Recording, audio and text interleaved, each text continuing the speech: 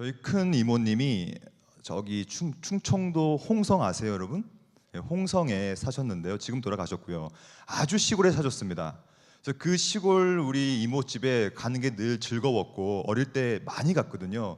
가서 메뚜기도 잡고 잠자리도 잡고 개구리도 잡고 막 이렇게 잡고 먹었는데요.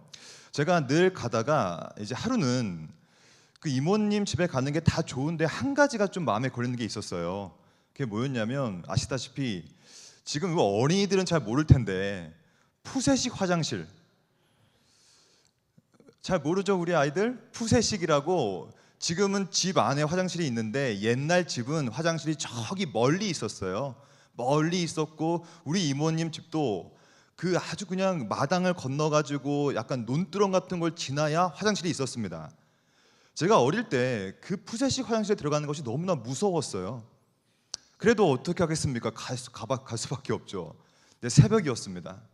새벽 한 2시였나요? 1시였나요? 제가 한 초등학교 한 5학년, 4학년 됐는데 너무나 배가 아파서 일어나서 너무 무서운데 엄마를 깨워도 엄마가 모른 체 하는 거예요. 엄마한테 버림을 받은 거죠. 그래서 제가 저 혼자 뚜벅뚜벅 걸어갔습니다. 가서 제가 그때 슬리퍼를 신고 갔는데 지금도 기억이 납니다.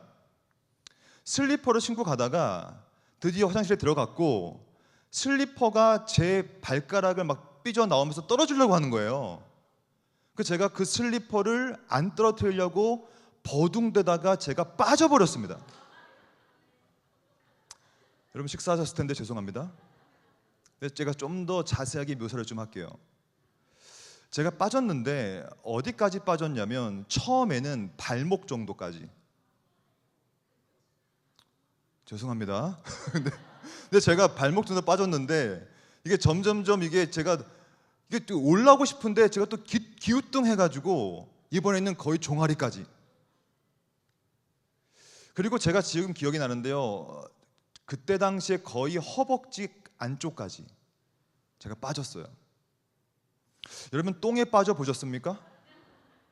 저는 똥에 빠진 놈입니다. 여러분 똥에 빠지면 어떤 일이 벌어지냐면 일단 이 머릿속에 어떤 생각만 드냐면 빨리 나오고 싶다. 왜냐하면 똥에 빠지니까 제 몸이 너무 막 더러움을 느끼는 거예요. 그리고 놀라운 거 아십니까? 정말 똥에 빠졌더니 이 똥똑 있잖아요, 똥똑. 피부가 약간 이상해지더라고요. 제가 말로만 들었던 똥똑이 약간 올라온 듯한 느낌이 들고요. 제 머릿속에는 어떤 마음만 품고 있었냐면 어떻게 빨리 이거 나오지? 어떻게 깨끗이 씻지? 이거 빨리 씻고 싶다. 이거 빨리 이거 깨끗이 씻고 싶다. 이 생각밖에 안 들더라고요. 근데 더 놀라운 것은 점점점 제가 더 이 균형을 잃고 더 빠져들어가는 거예요. 결국에는 제가 겨우겨우 해가지고 기억이 나는데요. 막 안 빠지려고 허우적대다가 손가락에 다 묻히고 죄송합니다. 저도 밥 먹고 왔는데 지금 그 말은 뭐냐면 저의 전인에 똥이 가득 튀어버렸고 저는 이미 똥에 빠졌고 냄새가 가득 찼으면 너무 더러워서 이거 어떻게 빨리 씻지? 빨리 씻고 싶다. 빨리 내 몸을 깨끗이 하고 싶다라는 생각밖에 안 들더라고요. 마찬가지입니다. 오늘 본문은 출애굽 본문이에요. 출애굽. 애굽은 무엇입니까? 애굽은 노예 상태를 말해요. 노예. 그 노예라는 것이 뭐냐면 결국에는 죄에 빠져 있는 게 노예거든요. 신학에서 아주 중요한 주제가 있습니다. 뭐냐면 죄, 노예 상태와 자유의 상태. 안타깝게도 여러분과 저의 상태는 어떤 상태냐면 죄의 노예 상태에 빠져서 죄를 안 짓고 싶지만 또 죄를 지을 수밖에 없고요. 여러분 오늘 죄 지셨습니까? 우리는 죄를 짓지 않을 수가 없는 상태에 빠져 있어요. 많은 사람들은 오해하죠. 아니요, 저는 아닙니다. 저는요 꽤 괜찮습니다. 오늘 저는 죄를 안 졌어요. 아니요, 죄라는 것은 행위의 문제가 아니거든요. 죄라는 것은 철저히 마음의 문제입니다. 우리 영혼의 문제죠. 저는 뭐 살인죄를 지지 않았습니다. 아니요, 남을 미워해도 살인입니다. 와, 이 자리에 살인자들이 너무 남았네요. 저 포함하여. 우리는 뭐 불륜을 안 했습니까? 간음을 안 했습니까? 그런 것은 죄가 아니에요. 왜냐하면 마음속에 음욕만 품어도 간음입니다. 무엇을 훔치지 않아도 마음속에 탐심만 품어도 이미 도둑질이에요. 즉 무릇 지킬 만한 것 중에 가장 지킬 수 있는 것은 마음이었는데, 마음을 지켜야 되는데 마음을 못 지켜요. 그래서 우리는 죄인인 것입니다. 오늘도 그 죄라고 하는 똥통에 빠져서 나오고 싶지만, 자신이 얼마나 더러움을 스스로 느끼지만 빨리 씻고 싶다 하지만 또 죄를 지을 수밖에 없는 우리의 상황. 여러분, 누가 죄 짓고 싶어 하겠습니까? 누가 그 죄 가운데 빠져서 그 똥에 빠져서 똥 가운데 허우적대고 싶겠습니까? 그러나 우리의 상태는 여전히 그 애굽의 상태, 죄에 빠진 상태, 노예 상태, 자유가 없는 상태, 죄를 안 지을 수는 없는 상태에 빠져 있다는 것이죠. 저는 오늘 본문을 통하여서 그럼 우리가 어떻게 하면 출애굽할 것이냐, 어떻게 하면 그 죄악이라고 하는 더러움, 아마 저는요 총신대에 있잖아요. 저는 대학생들과 함께 늘 울고 웃고 있어요. 대학생들을 만나보면 늘 고민이 많아요. 어떤 고민이냐면, 교수님, 저는 총신대 학생이고 세례교인이고 우리 아버지 목사님, 장로님, 집사님, 권사님인데, 근데 오늘도 죄를 짓는 저희 모습이 너무 정말 역겹습니다라는 고백을 많이 합니다. 모두의 문제죠. 예수를 믿고 그리스도의 의의 옷을 덧입어서 구원을 받았음에도 불구하고 여전히 마음을 못 지켜서 또 죄라고 하는 똥통 가운데 빠져서 허덕이고 있는 우리의 모습, 그것이 바로 구원은 받았지만 또 죄를 지을 수밖에 없는 이 현재의 상황, 여전히 애굽 가운데 죄의 노예 상태에 있는 느낌들, 그럼 이것들을 어떻게 해결할 수 있을까요? 저는 오늘 그 말씀을 함께 나눠보려고 합니다. 오늘 말씀은 출애굽기 본문이고요. 출애굽기 본문은 아시다시피 출애굽, 그 애굽이라고 하는 노예 상태에서부터 출하라, 나오라 라는 개념인데요. 저는 오늘 이 본문을 통하여서 크게 세 가지의 출애굽 포인트를 한번 나눠보려고 합니다. 여러분들 삶 속에 있는 그 애굽의 모습들, 죄의 모습들, 여전히 금요일에 이렇게 예배드리고 나오셨지만 또 예배 마치고 집에 들어가서 또 내일 토요일 주일을 거치면서 또 죄를 짓는 우리의 모습, 그 애굽에서부터 어떻게 출애굽할 것이냐, 그 세 가지의 포인트를 통하여서 출애굽의 역사가 있기를 소망합니다. 먼저 첫 번째 포인트는 뭐냐면 아주 중요한 포인트인데요. 죄의 오래된 습관으로부터 출애굽하라. 다시 한번, 죄는 아주 오래되었거든요. 그 오래되었던 죄의 습관에서부터 출애굽하셔야 합니다. 오늘 본문을 볼까요? 오늘 본문을 봤더니 40절을 한번 보겠습니다. 40절 같이 한번 읽어볼까요? 40절을 마음과 뜻을 모아서 읽어야 됩니다. 성경은 하나님께서 우리에게 계시하신 하나님의 말씀으로서 우리의 마음과 목숨과 뜻을 다하여서 받아야 되는 것이거든요. 오늘 40절 말씀을 다 같이 마음을 모아 읽겠습니다. 하나, 둘, 셋. 이스라엘 자손이 애굽에 거주한 지 430년이라. 여러분, 430년 길어요, 짧아요? 430년이면 사실 꽤 긴 시간인데요. 그 말은 뭐냐면 애굽에서 나왔던 사람들은 그의 아버지도 노예였으며 할아버지도 노예였고 할아버지의 할아버지도 노예였고 할아버지도 노예였다는 뜻이에요. 그만큼 죄가 깊고 노예 생활을 오래 했다는 뜻인데요. 우리나라도 사실 식민지배를 받았죠. 일본의 식민지배를 몇 년 받았습니까? 36년. 그럼 36년 곱하기 12를 해야 430년이 나와요. 근데 불과 36년 정도밖에 식민지배를 받지 않았음에도 불구하고 우리 한국에 일제의 잔재가 얼마나 많습니까? 36년의 습관이 우리 가운데 얼마나 많은지 몰라요. 여러분, 제가 일본말을 잘하게 생겼어요? 못하게 생겼어요? 엄청 잘합니다. 지금부터 일본말을 말씀드리겠습니다. 너무 어려운 일본말이라서 아마 거의 이해를 못하실 겁니다. 노가다, 뿜빠이, 쇼부, 땡깡, 유도리, 가오, 단도리, 만땅, 기스, 쿠사리, 오뎅, 오야붕, 요지, 와리바시, 이빠이, 시다, 후카시, 와사비. 너무 잘하죠? 일본말을. 사실 언어라는 것은 한 민족의 혼입니다.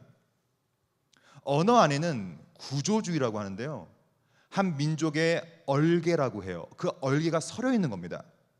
그래서 우리나라에 이렇게 많은 일본어가 남아있다는 뜻은 뭐냐면, 일본의 스피릿과 일본의 마인드와, 스피릿 마인드는 다 영적인 거거든요.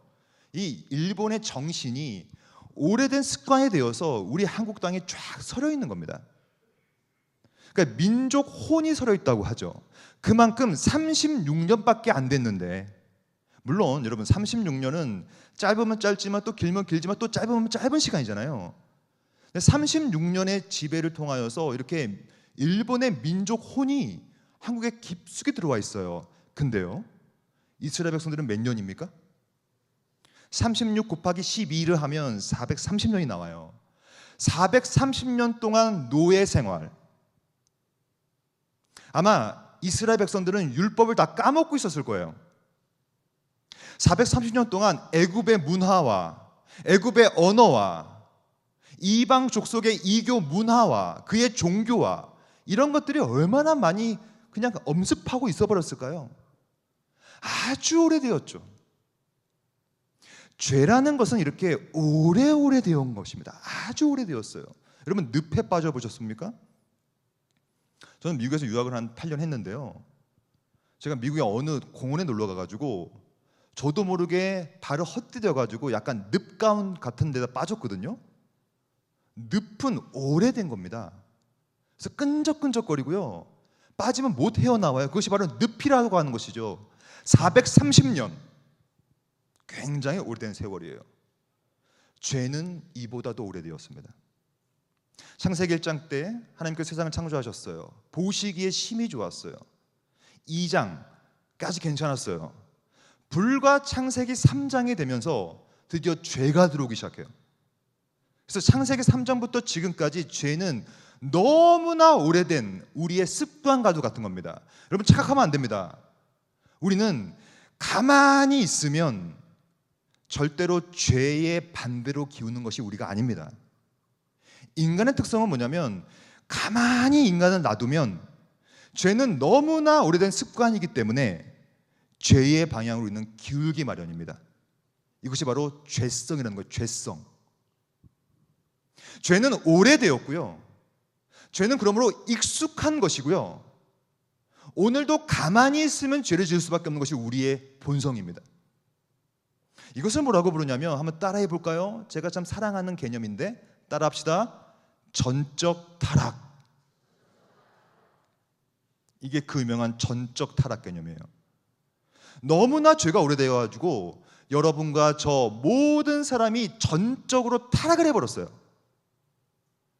아마 여러분들은 불편하실 겁니다. 왜냐하면 교회 오면 자꾸 이런 말을 하거든요. 전적 타락했다, 당신은 죄인입니다. 그럼 여러분들 가운데 속으로, 왜 자꾸 나한테 죄인이라고 하지? 여러분 꼭 기억하십시오. 죄라는 건 뭐냐면, 죄는 여러분과 저의 본성에 대한 얘기예요. 본성. 여러분과 저는 지금 공적인 장소에 와서 예배드리고 있어요. 그래서 여러분들은 지금 공적인 모습으로 앉아 계세요. 저는 오늘 확신에 찬 선언을 하나 하겠습니다.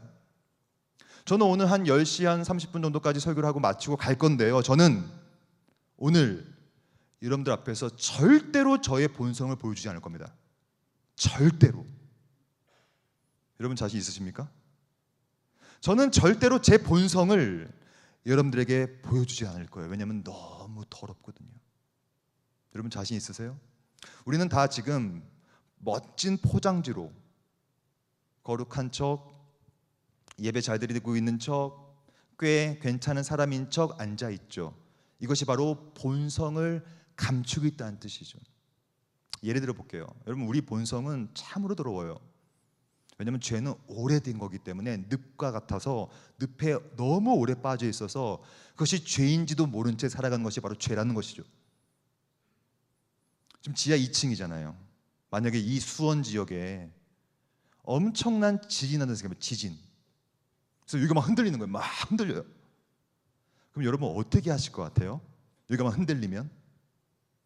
저는 확신합니다. 옆 사람 발로 차고 나갑니다. 여러분 안 그러실 것 같죠? 우리는 지금 본성대로 살지 않기 때문에 그렇게 본성 억누르기 때문에 좋은 모습으로 보이고 있는데 극한의 상황이 되면요 드디어 그 본성이란 게 나옵니다. 그 본성은 핵심은 뭐냐면 나만 사랑하는 거예요. 그걸 죄라고 합니다.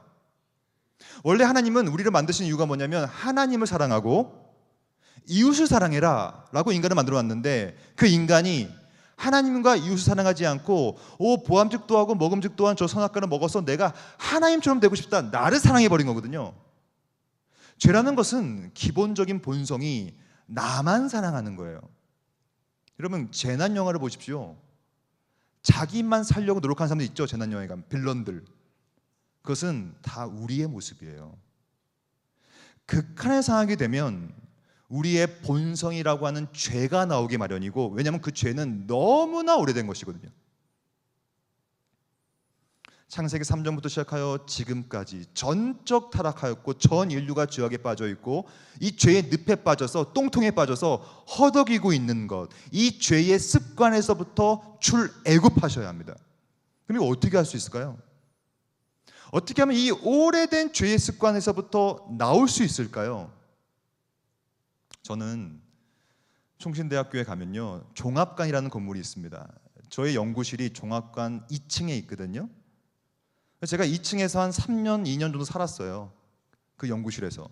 근데 제가 재작년에 연구실을 6층으로 옮겼거든요.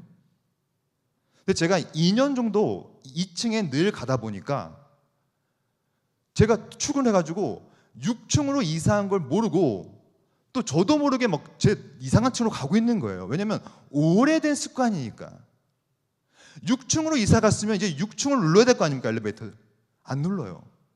그만큼 오래된 습관은 고치기가 어렵더라고요. 그럼 어떻게 고칩니까? 계속 내가 누구인가를 점검해 봐야 돼요. 내 박재훈 교수의 연구실은 더 이상 2층이 아니다, 6층에 있다 라고 하는 소위 다른 습관으로 나쁜 습관을 고칠 수밖에 없는 겁니다. 죄의 오래된 습관은 새로운 물이 들어와야 돼요. 예를 들면 이런 겁니다. 여러분 고인물은 썩어요. 맞죠? 고인물은 오래되었기 때문에 썩습니다. 이 고인물을 해결할 수 있는 방식은 새로운 물을 넣는 것밖에 없어요. 이렇게 예배드리는 것 굉장히 좋은 습관입니다. 오래된 안 좋은 늪에 빠진 이 죄성을 고치는 유일한 길은 새로운 좋은 습관을 의도적으로 넣는 것밖에 없어요. 그것은 유일하게 뭐만 필요하냐면 바로 말씀입니다. 여러분들이 말씀을 듣는 것이 얼마나 소중한지에 대해서 깨달으시면 좋을 것 같아요. 말씀은 살아 있습니다. 말씀은 운동력이 있어요. 이 운동력이 있다는 것을 헬라어로 보면요 에네르게스가 뭐냐면 액티브하고 굉장히 활동적이고 움직여요. 그래서 내가 있는 이 죄악 가운데 있는 오래된 습관, 절대로 끊을 수 없다고 생각하는 그 습관, 저는 여름방학이 되고 겨울방학이 되면요 너무나 많은 집회를 인도하거든요. 가보면요 청소년 애들이 다 뭐에 빠져 있냐면 패배주의에 빠져 있어요. 아니 교수님, 저는요 이제 이 죄를 못 끊을 것 같아요. 제가 이 죄를 지은 지가 너무나 오래돼서 아마 이거 못 끊지 않을까요? 하나님께서 이 죄를 용서 안 해주지 않을까요? 이것을 패배주의라고 부르죠. 이 오래된 죄의 습관을 어떻게 바꿀까요? 말씀에 바꾸는 겁니다. 여러분, 우리가 바꾸는 게 아니라 그 오래된 습관과도 같은 그 죄의 늪 가운데 빠진 우리한테 밖에서 외부로부터 말씀이라고 하는 운동력이 있는 것이 들어와야 돼요. 이것이 들어오면 어떻게 되냐면 여러분들의 골수와 영혼과 전인과 지정의와 모든 것을 찔러서 쪼개서 감찰한단 말이에요. 여러분, 이거 방식 외에는 없습니다. 이거 방식 외를 말하는 것을 가리켜서 이단 사입이라고 부르는 겁니다. 우리의 죄의 오래된 습관, 430년의 출애굽, 그 역사 또한 죄의 오래된 습관은 새로운 습관이 들어와야 되는데 그 유일한 길은 말씀을 듣는 것밖에 없습니다. 사도행전을 보십시오. 많은 사도들이 이제 뭐 하냐면 나는 이제 다른 거 하지 않겠다. 나는 이제 말씀과 기도에만 전무할 것이다. 그 정답이거든요. 많은 사람들은 저에게 물어봐요. 어떻게 하면 삶을 변화시킬 수 있습니까? 왜냐하면 저는 박사 전공이 구원론이거든요. 구원론 중에서 저는 칭의와 성화론을 전공했어요. 성화, 거룩한 삶을 사는 방식. 많은 사람들이 여쭤봐요. 어떻게 하면 거룩한 삶을 살 수 있어요? 어떻게 하면 죄의 오래된 습관에서 없앨 수 있습니까? 정답은 말씀을 듣고 그 말씀에 대해서 내가 계속 묵상하며 정확히 말씀드리면 말씀에 대한 노출 빈도를 넓혀놔야 돼요.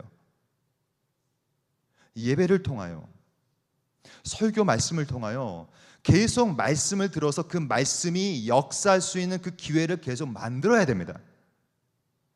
그 방식 외에는 이러한 유가 나갈 수 없느니라.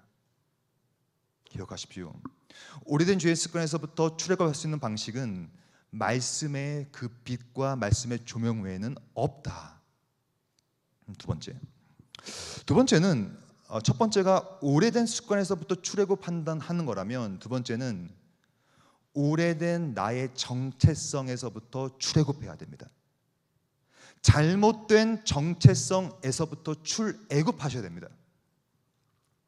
그 본문은 41절 말씀인데요. 41절을 제가 한번 읽어보겠습니다. 41절 말씀. 430년이 끝나는 그날에 여호와의 군대가 다 애굽 땅에서 나왔은즉, 여기서 핵심적인 표현이 뭐냐면 바로 여호와의 군대라는 표현이에요. 즉 애굽 땅에서 나온 사람들을 가리켜서 애굽의 노예라고 부르지 않았고요, 애굽에서 종노릇 하는 사람이 나왔다고 말을 쓰지 않았고, 무엇이라고 정체성을 묘사하냐면 누가 나왔다? 여호와의 군대가 나왔다. 많은 사람들은 자신의 정체성을 헷갈려하는 것 같아요. 왜냐하면 내가 오늘도 죄를 짓기 때문에 나는 죄인인가 보다, 나는 본질상 진노의 자녀인가 보다. 에베소 2장에 나오는 것처럼 나는 죄와 허물로 죽어버렸던 그런 죄인으로 끝나버리는가 보다. 아닙니다. 우리의 정체성은 예수 안에 있을 때 하나님의 자녀로 인정받아요. 우리는 하나님의 자녀이고요, 우리는 죄 가운데 빠져 있음에도 불구하고 우리를 부를 때 여호와의 군대라고 부르죠. 많은 사람들은 우려를 표합니다. 어떤 우려냐면 교수님, 교회가 지금 망가지고 있어요. 교회가 망가지고 있습니다. 여러분, 교회가 망가질 성질입니까? 여러분, 교회는 망가질 수가 없어요. 왜냐하면 그 교회를 보존하는 주체가 하나님이시거든요. 아무리 이 시대가 악하고 이 시대가 별 이상한 일이 많이 벌어져도 그 시대가 교회를 바꿀 수는 없는 것입니다. 어느 시대의 주류도 교회를 망가뜨릴 수는 없어요. 왜냐하면 교회의 보존 주체는 하나님이시거든요. 아무리 세상이 악하고 아무리 사탄이 전략을 사용해가지고 우리들을 공격하지만 우리의 정체성은 패배자가 아니에요. 우리는 이미 예수 안에서 승리한 정체성을 갖고 있고 우리는 하나님의 군대입니다. 저는 요즘에 이해가 안 가는 게 뭐냐면 많은 사람이 이런 우려를 하고 있어요. 시대가 너무 악해서 진리가 혼탁되어지고 있습니다. 여러분, 진리가 혼탁당할 성질일 것입니까? 진리는 하나님께서 주체적으로 보존하고 계시기 때문에 어떠한 시대의 조류와 어떠한 사탄의 공격에도 진리가 희석될 수는 없는 것입니다. 그것을 정체성이라고 하죠. 아무리 죄가 오래되었고 아무리 사탄이 발악을 해도, 또 오늘도 안타깝게도 또 죄를 졌고 내일도 죄를 질 거지만, 주님이 오시기 전까지 우리는 또 죄를 짓겠지만 그럼에도 불구하고 여러분과 저의 정체성은 하나님의 군대입니다. 하나님은 단 한 번도 우리를 바라보면서 너는 패배자야, 너는 죄의 노예야 라고 부르지 않는다는 것이죠. 그럼 이 본문에서 여호와의 군대라는 말이 나오는데요, 이 군대라는 말은 군대라는 말로도 번역할 수 있고요, 더 뉘앙스를 살리면 봉사하는 자, 여호와를 위하여 봉사하는 자라고도 번역 가능하고요, 또한 여호와를 위하여 섬기는 자라고 번역 가능해요. 이것이 바로 우리의 정체성입니다. 많은 사람들이 이 정체성을 혼동하고 있는 것 같아요. 제가 어제 만난 우리 총신대학교 신학과 한 학생이 저한테 이렇게 물어봤어요. 교수님, 저는 아무리 생각해도 천국은 못 갖고 왔습니다. 그러니까 왜 자꾸 그래? 사실 교수님, 제가 어제도 제가 그렇게 끊고 싶었던 죄를 또 졌습니다. 아마 하나님께서 저를 보시면 용서는커녕 저를 지옥에 쳐박아 버리실 것 같아요. 그래서 제가 그랬죠. 너는 도대체 왜 자꾸 너의 정체성을 의심하니? 여러분 생각해 보시기 바랍니다. 하나님께서는 그냥 우리를 바라보실 때는 어떻게 바라보시냐면 죽어 마땅한 죄인으로 바라보세요. 그래서 얼마든지 멸망을 시켜버릴 수 있는 사람들.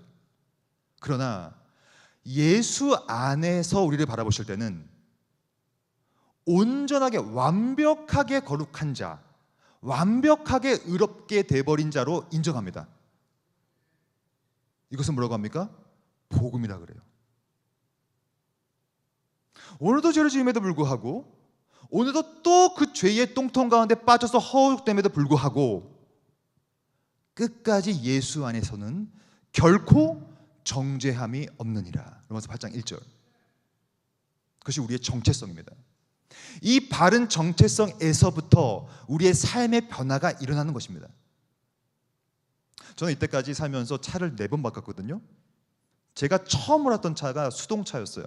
여러분 수동차 아십니까? 매뉴얼. 딱 클러치를 밟고 기아를 넣고 엑셀을, 그러니까 클러치를 쭉 떼면서 엑셀을 전혀 공감이 안 되네요, 여러분. 여러분 운전 안 해보셨습니까? 수동차. 그래서 수동차를 한 2년 몰았어요. 그러다가 드디어 자동차, 오토매릭이라고 하는 것. 그래서 오토매릭을 모는데 제가 한 2년 정도를 수동차를 몰다 보니까 이게 습관이 돼가지고 자동차를 모는데 저도 모르게 막 기아를 넣으려고 그래. 막 클러치 밟고 막. 이 공감이 전혀 안 되네요. 여러분 운전 안 해보셨습니까? 제가 그걸 못 느꼈는데 와, 이거 진짜 이게 안 되는구나. 왜냐면 이거 클러치가 없는데 막 밟고 있다니 제가. 근데 제가 다시 유학을 갔는데 처음 몰았던 차가 또 수동차로 바뀌었어요. 수동차인데 클러치를 밟고 또 기어를 넣어야 되는데 또 가만히 있어. 야, 이게 습관이 무섭더라고요. 제가 뭘 느꼈냐면 이거 어떻게 바꾸지? 저는 운전대에 앉자마자 이걸 스스로 외쳤습니다. 나는 지금 수동차를 모는 존재다. 나는 지금 어떠한 정체성을 가진 존재냐면 나는 자동차를 모는 사람이 아니라 수동차를 모는 사람이다 라고 하는 그 정체성에 대한 상기, 곱씹음. 저희 집도 한동안 빨래통이 탕비실 옆에 있었거든요. 근데 거기다 놔두니까 우리 두 딸이 빨래를 거기다 안 넣으니까 늘 현관문 앞에 이제 바꿨어요, 빨래통 위치를. 한 3년 만에 바꿨어요. 근데 3년 동안 늘 탕비실에 가서 버리다가 빨래하다가 바꾸니까 저도 모르게 다시 또 탕비실에 들어가서 빨래를 넣으려고 하는 겁니다. 습관이 무섭더라고요. 그거 어떻게 바꿉니까? 우리 집 빨래통은 현관 앞에 있다 라고 하는 그 정체성을 계속 곱씹지 않는 한 바꾸기가 어렵더라고요. 마찬가지입니다. 죄는 오래되었어요. 습관입니다.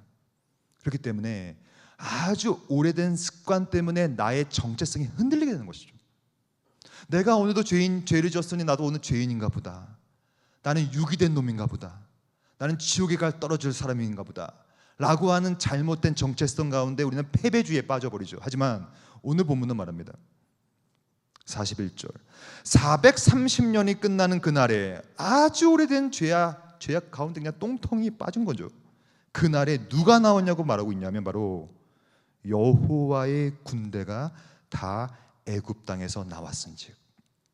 하나님은 여호와의 군대를 끝까지 보존하시고요, 자신의 자녀를 끝까지 보존하시고요, 교회와 진리와 하나님 나라는 그 어떤 것에 의해서 좌지우지 될 수 없습니다. 하나님께서 주체가 되어서 보존하고 계시기 때문에 우리의 그 확고한 정체성이 우리의 삶의 모습을 바꾸게 되는 것입니다. 기억하십시오. 우리는 하나님의 자녀입니다. 동시에 하나님의 군대죠. 그래서 그 정체성을 가지고 오늘도 살아낼 필요가 있다는 것입니다. 그럼 세 번째 출애굽 포인트는 뭘까요? 크게 세 가지 정도로 말씀드리고 싶은데요. 세 번째 출애굽 포인트는 뭐냐면 절망에서부터 희망으로 출애굽하셔야 됩니다. 다시 한번요. 절망 가운데 빠진 상황 속에서 진짜 소망으로, 희망으로 다시 한번 출애굽하셔야 됩니다. 왜냐하면 오늘 본문에 보니까 참으로 절망적인 포인트가 세 가지가 나와요. 너무나 절망적입니다. 37절부터 보겠습니다. 참 절망적인데요. 이렇게 말하고 있습니다. 제가 읽겠습니다. 이스라엘 자손이 라암셋을 떠나서 숫곳에 이르니 유아 외에 보행하는 장정이 60만 가량이요. 60만 명. 여러분 기억나십니까? 최초의 이스라엘 백성들이 애굽에 들어간 수가 몇이었죠? 그렇죠. 70명이었습니다. 70명은 많아요, 적어요? 굉장히 적죠. 그래서 70명밖에 안 들어가서 그 70명이 들어가가지고 조그만 소수민족이 돼가지고 누가 봐도 소수민족, 아무것도 아니게 보이는 것들. 근데 그때가 다 노예 상태였고 열심히 벽돌 굽느라고 채찍질 맞고 과연 여호와는 살아계시는가라고 하는 고민 가운데 있었을 때 그 70명이 몇 명이 됩니까? 60만 명. 이걸 제가 계산을 해봤어요. 이게 몇 배가 될까요? 70명이 60만이 되려면 몇 배가 될 것 같아요? 계산해 보니까 8,571배. 별로 뭐 놀라지도 않으시네요, 여러분. 70명이었는데 430년의 기간을 거치면서 60만 8,571배의 부흥이 벌어진 것입니다.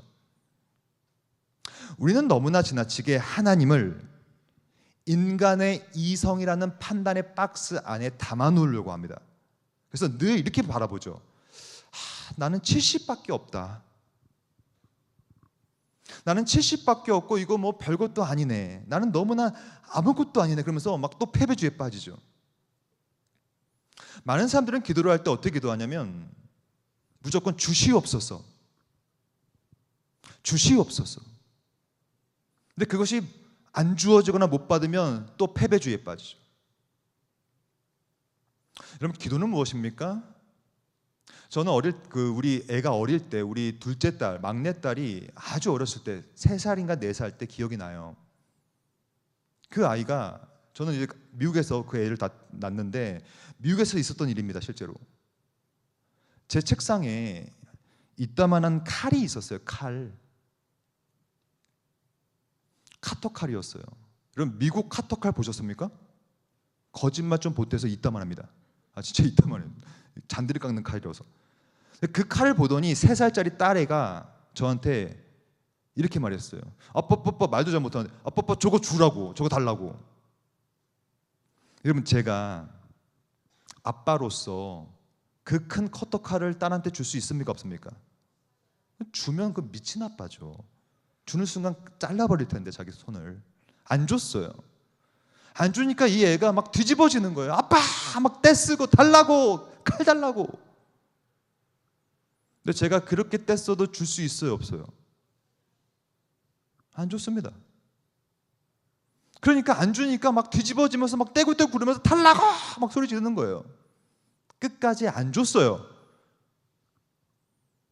어떤 아빠가 진짜 그 큰 칼을 자기 딸한테 줍니까? 제가 이 얘기를 체린이한테 했어요. 체린아 너 기억나니? 너 3살 때 미국에서 아빠한테 이따만한 큰 칼 달라고 너 뗐었다. 그러니까 뭐라고 한 줄 알아요? 아빠 혹시 줬어? 미쳤니? 아빠가 왜 줘? 안 줬지. 체린이가 어떻게 했을까요? 저를 꼭 안아줬어요. 아빠 고마워. 야, 아빠가 아빠긴 아빠인가 보다. 칼을 안 줬네. 고마워 아빠. 우리는 너무나 하나님께 카토카를 요구하고 있습니다. 어떤 사람이 이렇게 기도하죠. 하나님, 이거는 기도가 아닌 거의 협박이죠. 하나님, 이제부터 제가 금식하겠습니다. 주시옵소서. 그거를 위해서 기도하겠습니다. 주시옵소서. 나의 판단의 박스와 내가 원하는 박스 안에 하나님을 담아놓으려고 하는 거죠. 주시옵소서. 근데 하나님 아버지는 자기 자녀에게 카토카를 줄 수가 없습니다. 그럼 어떤 사람들은 생각하죠. 아니 이렇게 금식을 했는데 안 주신다고요? 안 되겠다. 금식을 40일을 해야 되겠다. 카토카 주시옵소서. 40일을 기도해 보십시오. 주시나. 어느 아버지가 자기 자녀에게 뱀을 던지리요. 그러면 또 이렇게 생각합니다. 이거 안 주시네 이거. 에이, 기독교 하나님은 능력이 없나 보다. 다른 종교로 가봐야지. 가버리죠. 하나님 아버지는 자기 자녀에게 카토카를 주는 분이 아닙니다. 그 말이 뭔지 아십니까? 만약에 기도 제목이 응답되셨습니까? 감사하세요. 응답이 안 되셨습니까? 더 감사하세요. 너무 다행이에요. 카토카를 안 받은 게 너무 다행입니다. 그 받았으면 어떨까 받았습니까? 하나님은 우리와 달라요. 우리가 봤을 때는 70명 별것도 아니에요. 하지만 하나님의 계획은 그 70명을 8,517배 60만으로 바꿀 수 있는 능력과 계획을 가진 분입니다. 성경은 말하죠. 그러므로 범사에 감사하라. 이는 그리스도 예수 안에서 너희를 향하신 하나님의 뜻이니라. 하나님의 뜻은요 우리보다 높아요. 우리가 볼 땐 70명 별거 아니지만 하나님은 얼마든지 60만으로 놀라운 풍부한 은혜로 압도적인 은혜로 바꿔주시는 능력이 능히 있는 분이십니다. 금요일 날마다 나오셔서 얼마나 많은 기도를 하시겠습니까? 기도 제목에 응답되시면 감사하시고요. 응답이 안 되시면 더 감사하시기 바랍니다. 카토카를 안 받은 게 너무 다행이기 때문에. 그러므로 진짜 하나님의 군대는, 하나님의 자녀는, 그 오래된 죄에서부터 빠져나온 그 구원받은 자는 더 이상 인생 가운데 절망은 없는 것입니다. 두 번째가 더 절망적인데요. 그것이 바로 39절 말씀인데요. 너무 절망적이니 절망적인 마음을 가지고 한번 읽어볼까요? 39절 같이 하나 둘 셋. 그들이 애굽으로부터 가지고 나온 발교되지 못한 반죽으로 무교병을 구웠으니 이는 그들이 애굽에서 쫓겨남으로 지체할 수 없었음이며 아무 양식도 준비하지 못하였음이더라. 너무 절망적이죠. 당장 이제 출애굽해가지고 광야로 가야 돼요. 광야는 척박합니다. 정말 척박해요. 아무것도 없어요. 근데 뭐라도 바리바리 싸들고 가야 되는데, 근데 이 본문에 보니까 너무 절망적입니다. 아무 양식도 준비하지 못하였음이더라. 저희 어머니는 어딜 놀러를 가실 때 그냥 바리바리 싸들고 가십니다. 그래서 자꾸 저를 먹여요. 먹어라. 처음에는 엄마 그냥 가다가 편의점에서 먹던가 휴게소 사 먹으면 되지 뭐 이렇게 싸갖고 오세요. 그래서 늘 이렇게 싸갖고 오세요. 나중에 지나보면 그걸로 먹고 삽니다. 나중에 결국에는 하나씩 먹으면서.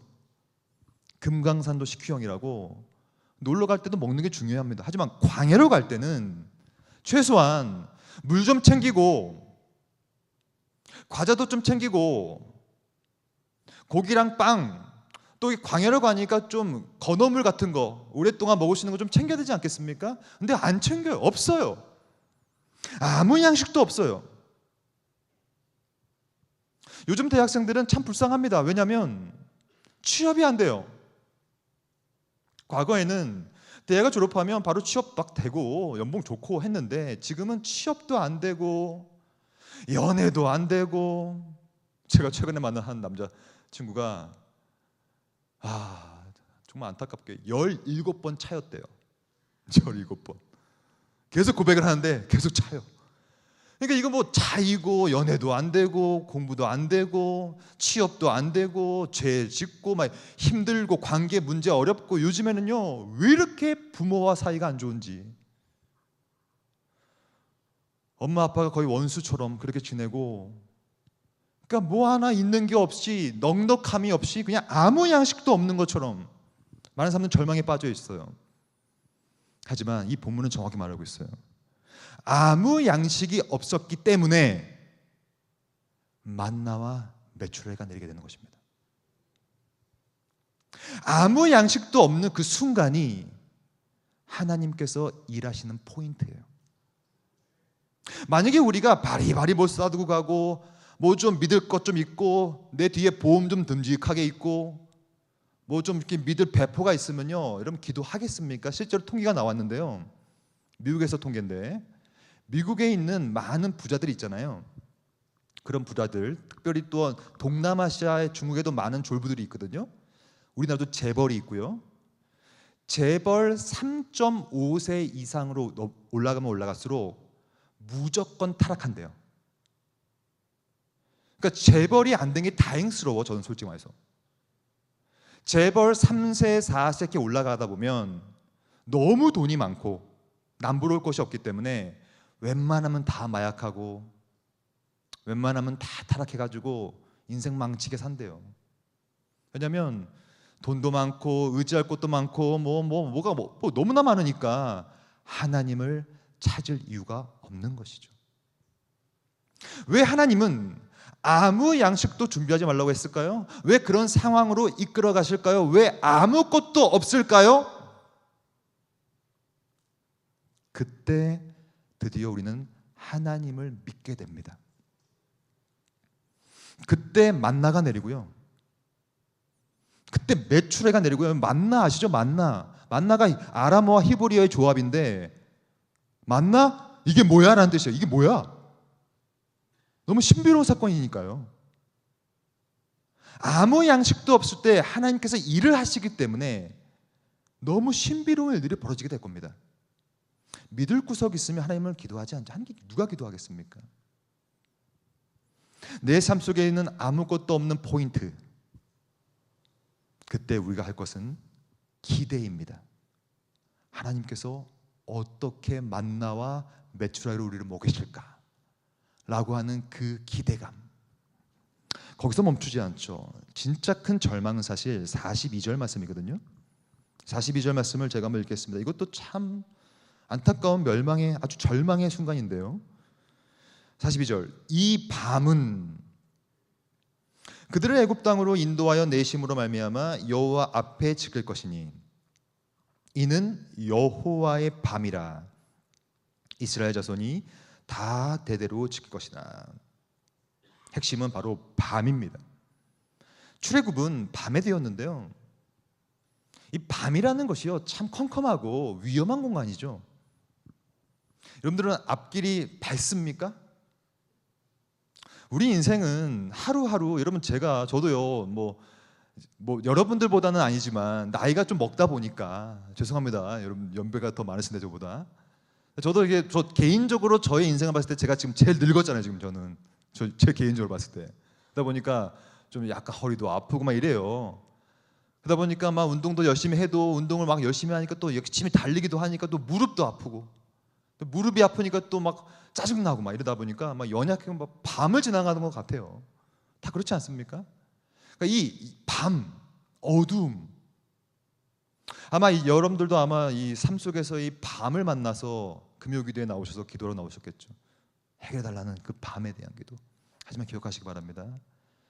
밤이라는 것은 깊으면 깊을수록 동이 털 올 때가 곧 오게 되는 것입니다.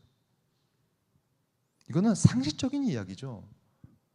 새벽이 오려면 가장 밤이 깊어야 됩니다. 내 삶에 아주 그냥 빛이 없고 밤이기 때문에, 어둡기 때문에 아주 춥죠. 광야의 밤은 춥지요. 춥고 어둡고 막막하고, 그때 하나님의 역사하는 포인트가 들어오죠. 불기둥만 와버린 불기둥. 만약에 우리가 열심히 장작을 가져가고 랜턴을 준비하고 뭔가를 준비했다면 불기둥이 오겠습니까? 우리 삶 속에 있는 그 밤, 어두운 밤, 아무것도 보이지 않고 칠흑같이 어둡고 관계의 문제와 건강의 문제와 모든 문제들이 있은 그 아주 추운 그 밤, 바로 그 밤이 절망적으로 느껴지지만 그것이 바로 아주 소중한 희망의 포인트입니다. 바로 그 밤에 불기둥이 막 오고요, 그 밤에 불기둥이 와서 밝게 만들어주고요, 우리가 어디로 갈지 모를 때 불기둥이 오면 따라가는 겁니다. 여호와께서 일하시는 포인트죠. 저는 믿습니다. 우리의 하나님은 우리보다 크시다. 우리가 믿는 하나님은 우리보다 지혜로우시다. 하나님이 아무리 밀어나셔도 우리보다 지혜롭다. 그 대표적인 예가 뭡니까? 바로 십자가라고 하는 것입니다. 십자가는요, 너무나 안타까운 곳이었어요. 왜냐하면 신이 죽는 곳이었거든요. 십자가라는 것은 하나님의 아들이 달려서 죽는 너무나 비참한 공간이었어요. 그래서 많은 유대인들은 우와, 저 미련해 보이는 십자가, 많은 이방인들은 우와, 저 어리석어 보인다, 저거 신이 죽네. 신이 죽는 공간, 어두운 공간, 죽어나가는 공간, 피가 터지는 공간, 아무 양식이 없는 공간, 그것이 바로 십자가예요. 하지만 하나님은 그 십자가를 통하여 희망을 이끌어내십니다. 그것이 하나님께서 역사하시는 방식이에요. 우리 삶 속에서 밤이 보입니까? 기대하셔야 됩니다. 와, 내 삶에 밤이 보이네. 하나님이 역사하시는 포인트다. 아무 양식이 없으십니까? 기대하십시오. 만나가 내리겠네요. 내 삶에 70년밖에 안 보입니까? 기대하십시오. 8571배의 부흥이 있게 될 줄 믿습니다. 우리보다 크세요. 우리가 볼 때는 미련하고 어리석어 보이는 십자가였지만 그 십자가를 통하여 우리에게 생명을 이끌어냈고요, 그 십자가를 통하여 모든 원수된 것을 막을 다 허무셨고요, 그 말도 안 돼 보이는 그 절망적인 십자가라는 공간을 통하여 우리에게는 참된 화평과 샬롬이 거하게 될 줄 믿습니다. 오늘 본문을 정리합니다. 오늘 본문은 출애굽 본문으로서, 출애굽 본문은 아주 과거에 쓰였던 과거의 계시 기록이 있지만 이 본문은 과거에 함몰당하지 않습니다. 그것이 바로 성경의 아주 놀라운 특성이에요. 성경은 과거에 기록되었지만 그 기록된 내용은 현재 살아서 현재 운동력을 가지고 우리 삶의 현재적 적용을 하게 됩니다. 이 430년 동안의 오래된 출애굽, 그 놀라운 그 노예 생활은 현재도 지속되고 있는 겁니다. 오늘도 죄를 계속 짓게 되니까요. 거기서 나오려면 참된 정체성을 회복하는 것, 여러분들은 하나님의 군대입니다. 하나님의 자녀라고요. 그 하나님의 자녀되는 정체성을 가지고 오늘도 세 가지의 절망의 포인트에서부터 희망을 이끌어내시길 소망합니다. 삶 속에서 70년밖에 안 보이고 미세해 보이고 내가 오늘 시작한 그 사업장과 그 공장과 나의 사업이 별거 아니게 보여도 하나님은 얼마든지 8571배의 부흥과 성장을 이끌어낼 줄 믿습니다. 내 삶에 아무 양식이 안 보여도, 내 삶에 밤처럼 보여도 그곳에는 만나와 메추라기와 수없이 많은 광야 속에서의 물과 동시에 불기둥과 구름기둥이 있을 줄 믿습니다. 그 놀라운 증거가 바로 십자가예요. 십자가 그것을 계시하고 있으며 십자가의 그 유익을 우리가 먹고 있으며 그 십자가가 곧 우리의 삶의 증거라는 것이죠. 마지막으로, 그럼 우리는 출애굽한다면 이제 어떤 삶을 살아야 될까요? 오늘 설교 제목이 바로 애굽에서 나온, 이 41절 마지막 구절이거든요. 애굽 땅에서 나왔은즉이라는 표현이죠. 그러면 애굽 땅에서 나온 우리는 이제 어떻게 살아야 할까요? 두 가지 말씀드리고 마무리할 겁니다. 첫째는 애굽 땅에서 나왔다면 기뻐하셔야 합니다. 좀 생각해 보세요. 제가 설교 초두에 똥통에 빠진 얘기 들었어요. 제가 똥통에 빠지고 나서 너무 더럽고 너무 냄새가 나고 막 근질근질하니까 주무시고 계시는 엄마를 깨웠어요. 엄마, 나 똥통에 빠져. 막 울었어 그때. 막 나 똥통에 빠졌어 엄마. 야, 근데 엄마는 엄마더라고요. 일어나셔서 아이고 어떡하니 하면서 제 옷을 벗겨셨고요. 제 옷을 벗기실 때 엄마가 똥이 다 묻는 거 손에 아랑곳하고 다 옷을 벗기시고 손수 손으로 뭐 장갑도 안 끼시고 제 발에 묻은 똥을 다 닦아내셔. 엄마는 엄마더라고요. 그리고 나서 호스로 쫙 물로 뿌려서 저를 비누칠로 막 빡빡. 그리고 그 옆에 있는 퐁퐁, 그 옆에 있는 샴푸 막 다 털어가지고 저를 깨끗이 씻겨주셨어요. 저는 그때 엄마가 너무 고마웠어요. 아, 엄마는 엄마, 너무 우리 엄마가 있어 너무 든든하고 너무 고맙다. 제가 그날 밤에 그래서 깨끗하게 제 원래는 똥 냄새가 가득했는데 이제 퐁퐁 냄새, 향긋한 냄새를 맡으면 제가 잤어요. 너무 감사했어요. 그리스도는 십자가를 통하여 우리의 그 오래된 죄악에 있는 똥을 다 말끔히 씻어주셨습니다. 그것을 하기 위하여 자기 목숨을 바치셨고요. 그것을 하기 위하여 전 인류의 똥을 다 뒤집어 쓰시고 돌아가셨어요. 이제 우리는 예수 안에서 너무나 깨끗하게 퐁퐁의 향내와 너무나 아름다운 향긋한 냄새를 맡고 있는 바로 우리는 그런 죄인이 아닌 의인의 정체성을 갖고 살아가게 되는 것입니다. 이제 우리가 할 것은 감사입니다. 감사. 저는 그때 뭘 경험했냐면 내가 다른 건 모르겠고 지금 딴 거 다 필요 없고 빨리 깨끗하기만 되면 되겠다. 이거 빨리 씻고 싶다. 씻고 싶다. 근데 그 씻음을 받고 나서는 너무 감사했어요. 제가 아까 말씀드렸던 그 딸 있잖아요. 제 딸, 그 카톡 해달라고 했던 딸. 저는 그 딸과 그 딸이 제일 좋아하는 것이 뭐냐면 다이소 가는 거예요. 소박하죠. 그래서 우리 동네 옆에는 다이소, 우리 집 앞에는 다이소가 있는데 다이소에 가는 걸 그 좋아해요. 그렇게. 그래서 제가 다이소에 가면 걔가 딱 이렇게 합니다. 아빠, 이게 뭐냐면 1,000원, 2,000원, 3,000원 뜻이에요. 오늘 1,000원? 아니면 2,000원? 3,000원? 그럼 제가 그래 오늘 2,000원. 그러면 막 가려가지고 막 또 2,000원짜리 고르는 거예요. 2,000원짜리를 딱 골라와요. 막 한 반도 갖고 와. 왜냐면 100원짜리 좀 사고 막 이러니까 이만큼 갖고 옵니다. 그래서 2,000원짜리 해가지고 삑 찍는 거 있잖아요. 삑삑삑 찍는 걸 또 자기가 해서 좋아합니다. 그럼 2,000원어치를 사주면 너무 기뻐해요. 그래서 아빠 너무 고마워. 2,000원짜리 이거 너무 좋다. 근데 만약에 2,000원짜리를 사줬어요. 근데 이렇게 한다고 생각해봐요. 아빠 장난해? 2,000원? 내가 지금 초등학교 5학년인데 2,000원? 이게 되겠냐 이게 2,000원이? 이럴 거다 생각해봐요. 그럼 제가 무슨 마음이 들까요? 저는 우리 채린이가 2,000원짜리를 사줬을 때 그렇게 기뻐하고 감사하잖아요. 다이소 옆에 뭐가 있는 줄 아세요? 모닝글로리가 있어요.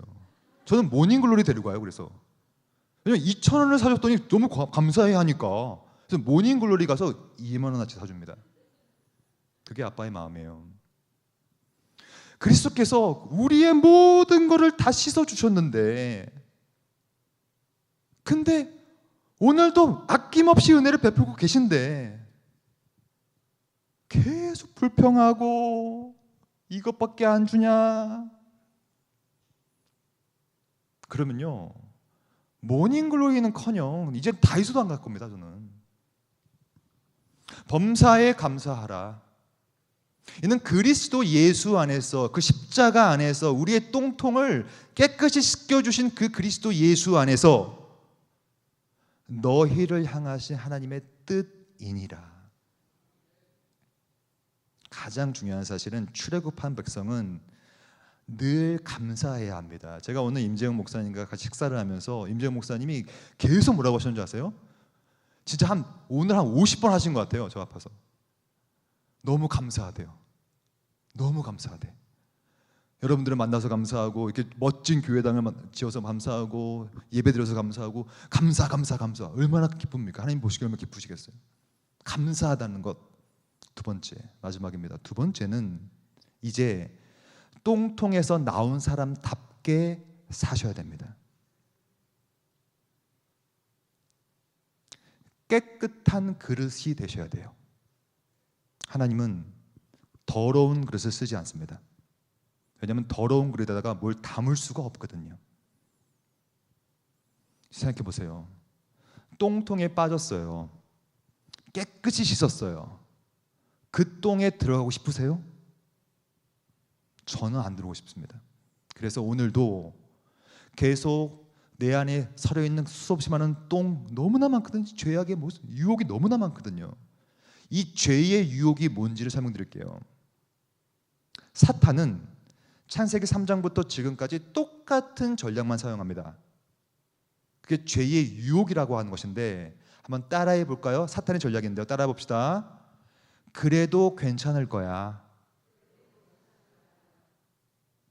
사탄은 똑같아요. 하는 게 이거밖에 없어요. 하와야, 저거 봐봐. 저 선악과라는 거야. 너 저거 먹어도 괜찮을 거야. 너 그렇게 신앙생활 해도 괜찮을 거야. 그렇게 헌금생활 해도 괜찮을 거야. 그렇게 예배생활 해도 괜찮을 거야. 그렇게 살아가도 괜찮을 거야. 이게 사탄의 유일한 전략이고요. 이것을 뭐라고 하냐면 성경에 많이 나옵니다. 이것을 거짓말이라고 불러요. 거짓말. 사탄은 그러므로 거짓의 아비예요. 거짓말만 하는 존재입니다. 그 거짓말의 핵심은 괜찮을 거야. 하지만 기억하십시오.